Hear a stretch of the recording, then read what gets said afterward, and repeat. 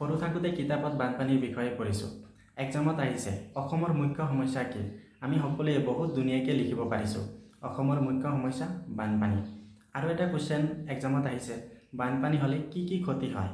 এইটো কুৱেশ্যনৰ এনচাৰ কিতাপৰখিনি ভালদৰে নপঢ়িলেও বহুত ধুনীয়াকৈ লিখিব পাৰিছোঁ, কাৰণ আমি গাঁৱৰ মানুহ।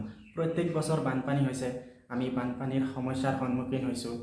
ক'বলৈ গ'লে আমি পানীতে ডাঙৰ দীঘল হৈছোঁ। আৰু এটা কুৱেশ্যন এক্সামত আহিছে কৃত্ৰিম পদ্ধতিৰে বানপানীৰ সমস্যা কেনেকৈ ৰোধ কৰিব পাৰি? এইটো কুৱেশ্যনৰ এনচাৰ মেক্সিমামে মুখস্থ কৰি লিখিছে, ময়ো মুখস্থ কৰি লিখিছোঁ। চাগে কিতাপো চেঞ্জ হোৱা নাই, যাৰ কাৰণে বানপানীৰ সমস্যাও সমাধান হোৱা নাই। ভাবিছিলোঁ নেক্সট জেনেৰেশ্যনত মানে আমাৰ ল'ৰা ছোৱালীয়ে পঢ়িব বানপানীৰ সমস্যা কেতিয়াৰ পৰা নাইকিয়া হৈছে আৰু বানপানীৰ সমস্যা নথকাৰ ফলত কি কি সুবিধা হৈছে। এইটো চাগে নহ'ব।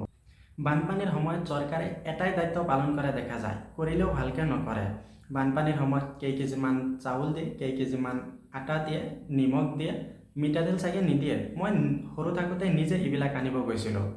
কেতিয়াবা ভাবি চাইছেনে এইবিলাক বনাই খাব কিহত? আৰু ডেইলি বছৰ বানপানী হৈ আছে আৰু ডেইলি বছৰ এইবিলাকেই দি আছে।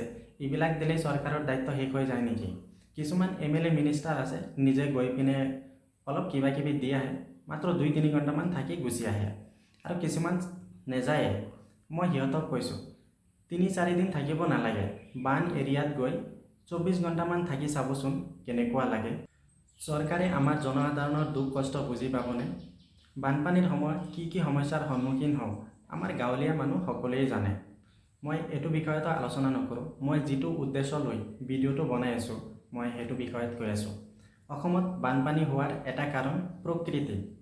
কিন্তু এটা কথা মন কৰিব, অসমত এইটো প্ৰকৃতিৰ কাৰণেই বহু ধৰণৰ প্ৰাকৃতিক সম্পদ আছে। অসমত এইটো প্ৰকৃতি থকাৰ কাৰণেই অসমৰ প্ৰাকৃতিক সৌন্দৰ্য ইমান ধুনীয়া, যাৰ কাৰণে অসমখন ইমান বিখ্যাত। যিহেতু প্ৰকৃতিৰ পৰা আমাৰ বহু ধৰণৰ সুবিধা হৈছে, আমি প্ৰকৃতিক দুখ দিব নোৱাৰোঁ। মাজে মাজে শুনি থাকোঁ গুৱাহাটীত টুইন টাৱাৰ বনাব, মেট্ৰ' বনাব, কিবা সুৰংগা বনাব আৰু বহুত ধৰণৰ কিবা কিবি বনাব বুলি শুনি থাকোঁ, বা ফটো ভাইৰেল হয়, ফটো চাই থাকোঁ। এইবিলাক বনাক, আমাৰ একো আপত্তি নাই। চৰকাৰলৈ মই এটা অনুৰোধ কৰোঁ, বা আইডিয়া দিয়া বুলিও ধৰি ল'ব পাৰে। চৰকাৰে আমাৰ পৰা টাইম লওক, আমি অসমৰ জনসাধাৰণে চৰকাৰক টাইম দিওঁ। এবছৰ নহয়, 2 বছৰ নহয়, 3 বছৰ নহয়, 4 বছৰো নহয়, চৰকাৰে আমাৰ পৰা 5 বছৰ টাইম লওক। আমি অসমৰ জনসাধাৰণে চৰকাৰক 5 বছৰ টাইম দিওঁ। আৰু চৰকাৰে এই 5 বছৰত আমাক অকল বানপানীৰ সমস্যা আৰু ৰাস্তা ঘাটৰ সমস্যা, এই দুটা সমস্যা সমাধান কৰি দিয়ক। চৰকাৰৰ ফালৰ পৰা বেলেগ আৰু একো নালাগে। চৰকাৰে যদি 5 বছৰত এই দুটা সমস্যা সমাধান কৰি দিব পাৰে, মই গেৰাণ্টি দি কৈছোঁ আমাৰ জেনেৰেশ্যন থকালৈকে এইটো চৰকাৰেই থাকিব।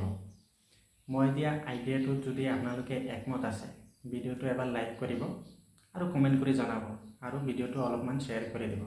Stay in touch with us, stay healthy. Thanks for watching video.